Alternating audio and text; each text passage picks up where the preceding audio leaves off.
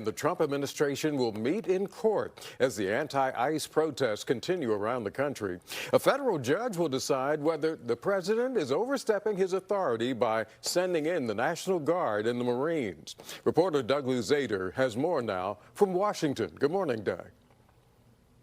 Good morning. This comes down to a question of how these forces are deployed and what their real mission is, with California arguing that they cannot be used for law enforcement.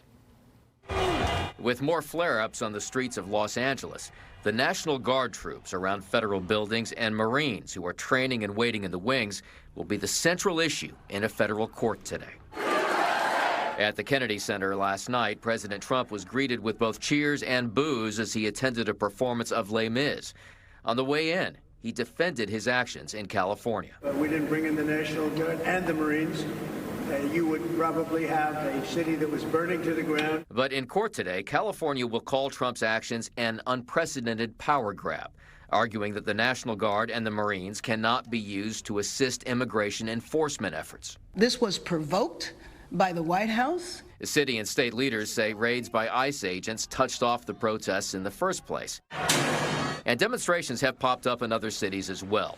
The White House maintains the president is well within his authority to protect federal buildings and agents. President Trump will never allow mob rule to prevail in America. And polling suggests immigration enforcement is a strong issue for the president. It's the issue that really has sustained Republicans politically for some time. The big question is there a point where they could go too far? Could they be too aggressive? And that really underscores the competing images. ICE agents carrying out their mission to deport illegal immigrants, and the sometimes violent protests that have cropped up in response. Now, the administration has called California's lawsuit a political stunt. Back to you guys. All right, Doug Luzader in Washington.